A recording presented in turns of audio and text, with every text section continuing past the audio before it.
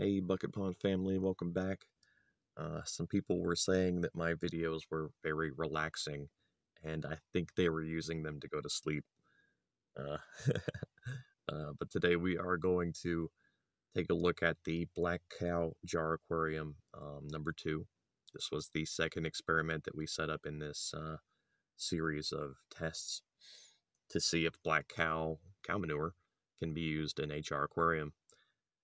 And so this is what, a week, maybe 2 weeks after setup. We have some nice snail eggs up here near the surface. We have a ram's horn on the right and bladder snail eggs on the left. The ram's horns are actually a gift from my mother-in-law, so that's pretty cool, you know. But the jar looks good. It also has some issues. When using that Black Kow material in a Walstad style jar, we did expect to see more algae growth. I was ready for this. But the amount of algae growth has been insane. The entire surface of the glass on the inside is coated with algae. In a very, very short time, you guys. This did not take very long to happen. So we have an identical jar here, and we're going to do a water change. We're going to do a water change, and we're going to remove most of that plant that I put in there. But first, we're going to scrub the glass with a bit of cloth. I have soaked this. It should be safe. And I had to be careful not to disturb the snail eggs on the jar, so I might miss a few places. But yeah, guys, including that plant in here that was meant to fail, I had really secretly hoped it might grow. Sometimes they do. But it failed, and it began to decompose. And coupled with the Black Kow, this has released a lot of nutrients into the water. The water is extremely fertile. And more so than we expected, which means that this algae growth has gone unrestricted. Typically, I would rely on snails to clean this type of algae from the glass, and they do a really good job. But at this point, this is a brand new jar, and the snails have not had a chance to, hit their peak population. All those egg sacs scattered around the jar, this is the attempt to do so. There's enough food in here, enough material, enough space for them to have quite a few babies, essentially. But they haven't reached that point. So we are going to clean up the jar. And I am dousing our cloth in that empty jar there because I save everything. Even the algae that we scrape off the glass. It's all important to us. And that's you and me, guys. That's what I'm talking about when I say us. But we're going to mostly pull out that decaying plant material and about half the water. That's my goal. I'm also trying to suck up any of that loose algae that we scraped off the glass.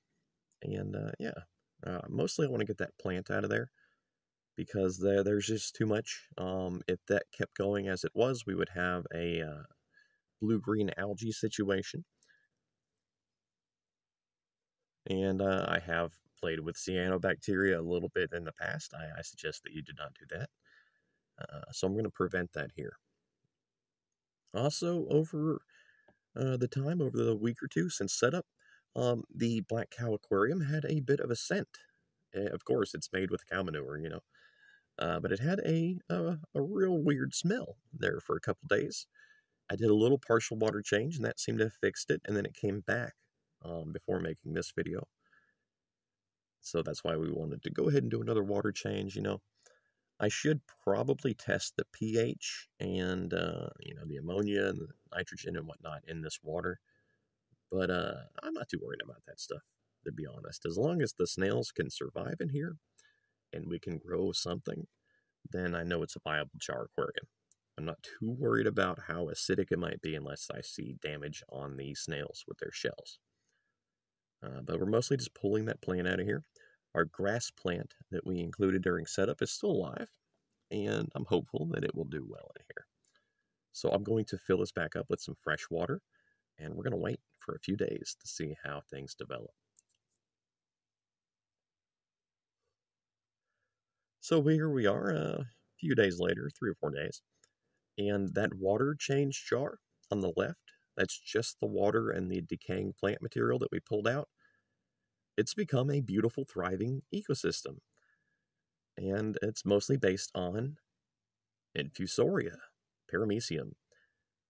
All those white particles there are living, breeding, reproducing, eating creatures.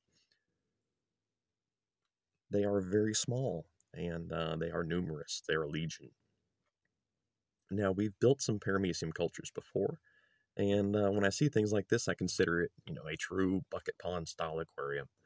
But I think it's so cool that we can just pull out most of the half of the water from that jar and some dead plant material, and we can build this beautiful, thriving live culture very easily. There's a few worms in here, a few snails. Everything you need to have a functional jar aquarium is in here, and it's doing very well. Up here near the rim, we have some snail eggs. They're already breeding inside of this water-only jar, and there are even some tubiflex worms on top of that egg sac. That's really cool. So looking at the actual experiment now, this is the jar with Black Kow, the Walstad style Black Kow aquarium. And we have a ton of Paramecium in here as well. That grass plant is still alive. And I did leave algae on the back wall because, the snails will eat that. But it might give it a bit of a weird hue here. I have to use some backlighting so that you can really see the Paramecium. Otherwise, it would look like a very cloudy white aquarium. I want you guys to really see what's going on. I want you to see what I see, when I look at these tanks.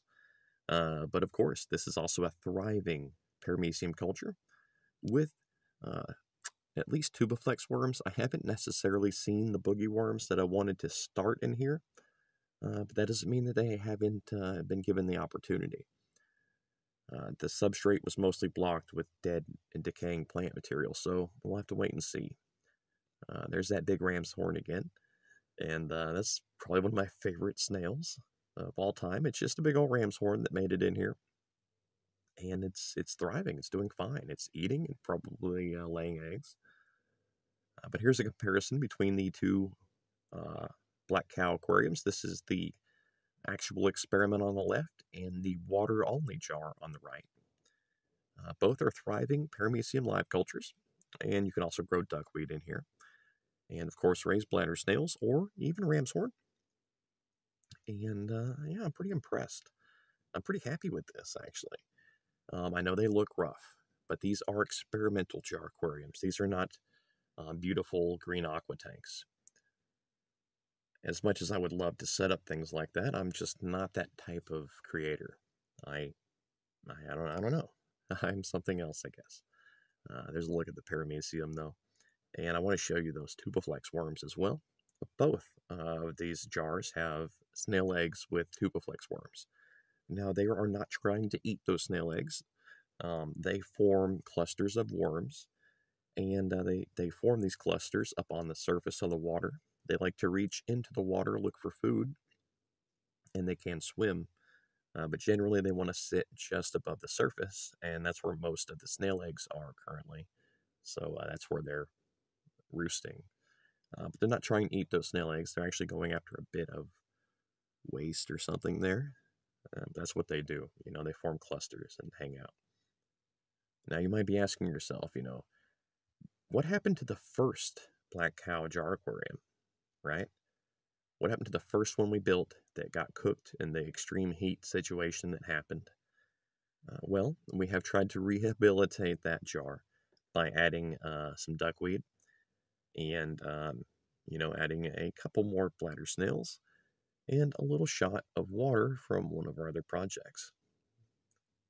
So what we have here is, of course, a thriving Paramecium culture. And I don't want to say Paramecium are super easy, because I'm sure somebody out there has struggled with raising them.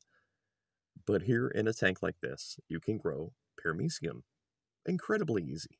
I did no maintenance to this. I even cooked it with extreme heat on accident, but I cooked it. I killed everything but the snails on accident. It even killed the spike rush, our toughest plant.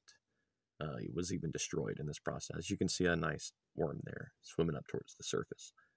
But this jar has bounced back with just a little bit of effort, adding some duckweed and a little, shot of some live specimens. A couple more snails, and that really got things rolling. And the tank looks okay now. So even the first failed Black Kow jar aquarium has become a bladder snail aquarium and a Paramecium live culture. If you're trying to raise Paramecium, guys, watch the Black Kow jar aquarium series. It's working. But that's all there is, guys. That's it for now. I want to build more jars like this in the future. We know that it's possible to use the Black Kow material as a beautiful Walstad style base. You know, instead of soil or compost, we can use this stuff that is supercharged. But we need to include the right plants. The duckweed is doing its job. It's acting as a bit of a filter. But we need something else. And that's the point where I have, currently, we have options. I know that Spike Rush will survive in here if we don't get it too awful hot. But I want to try some Dayflower, some Wooddelia. We know that those are tough plants, especially the Dayflower. But I have some other options as well. We will be setting up more Black Kow jar aquariums. I think I'm the only person to ever do this. And it sounds crazy. I'm putting cow manure in a jar and making a snail tank. But that's what we're doing. And it's working. It's working really well. We can grow a ton of algae. And that algae becomes a food source for our snails. It's like a farm, and that's what they eat. So, yeah, I'm hopeful, and if we include the right plants, the right type of plants, we can combat that algae growth a little bit. We need plants that grow quickly, plants that grow large, basically. I don't want to put elephant ears or taro in a jar this size. It just seems like a bad idea. So I'm still weighing my options. I refuse to buy plants for this type of stuff. I will find a plant. And, yeah, we just have to look around the oasis, see what's out there. I might do something crazy one day. I have some ideas, but for now, we're just studying our Paramecium cultures. So that's where we're at, guys. It's time to choose the best plant for these projects and figure it out in the next video. Thank you for watching. I will have links to everything seen here in the description.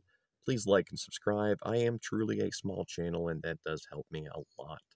Thank you so much for watching. Thank you for joining the Bucket Pond family. I'll see you soon. Check the description.